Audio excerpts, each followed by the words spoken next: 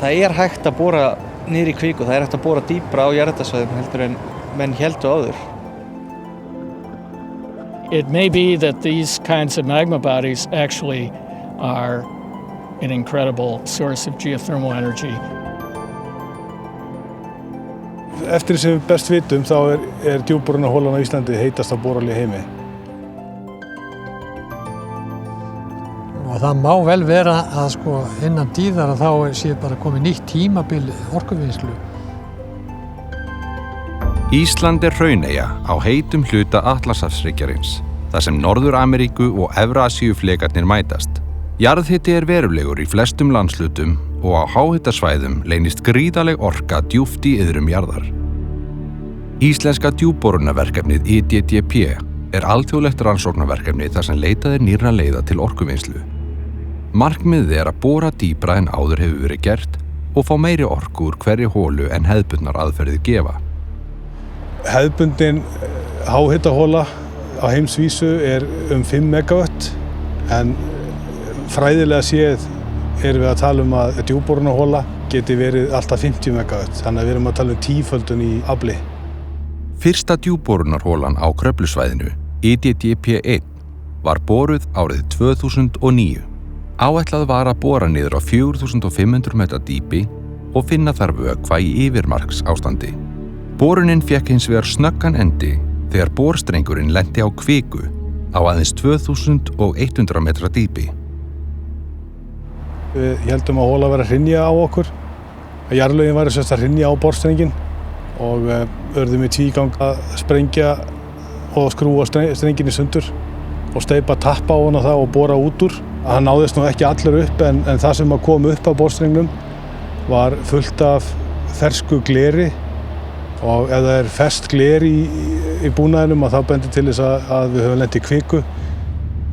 Djúpborunarholan reyndist vera kvikuhola og ljóst að upphaflegu markmiði borun í yfirmarksástand yrði ekki náð. Hins vegar höfðu ný tækifæri skapast með nýrri tegund af holu. Except for one other minor case, it's the only place where people have actually drilled to magma.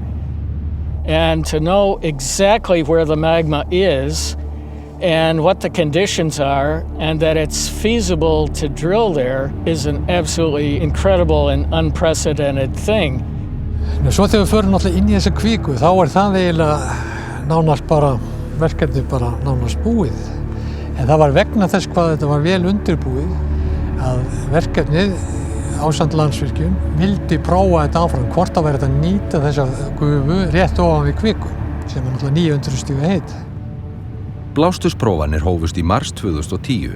Holan blés mest á 450 gráðu hita sem það hæsta sem mælst hefur í heiminum. Efnasamsetning gufunar reyndist mjög tærandi og krafturinn sprengdi af sér búnað á holutoppi. Leita þurfti leiða til að hreinsa gufuna og endurhanna búnaðinn. Að lokum náðist hreinni nýtanleg gufa úr kvikuholunni heldur fæst með nýtingu jarðhita í venjulegum háhitaholum.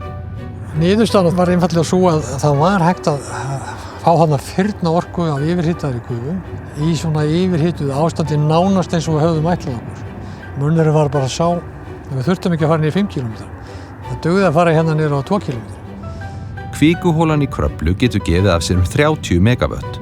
Það næg orka til að sjá hátt í 60.000 heimilum fyrir rafmagni. Til að knýja Kröflustöð þyrfti aðeins 2 slíkar holur í staðinn fyrir þær 18 vinnsluholur sem notaðar núna. Hérna í Kröflu þá gæti þetta þýtt að við gætum haldið í þannig við þá vinnslu sem nú og farið í frekari vinnslu með tiltölulega litlu raski og á tiltölulega hagkvæman hátt.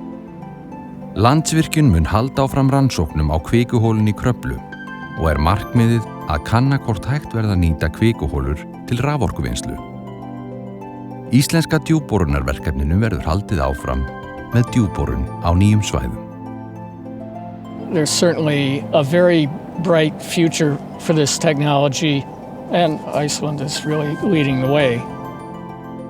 Og þetta gefur mönnum kannski svolítið nýja sýn á jarðhita, að segja að nýta jarðhita á tiltölulega nýjan hátt heldur en menn hafa áður gert. Við erum á þröskuldinum inn í nýtt tímabil í orkuvinnslu.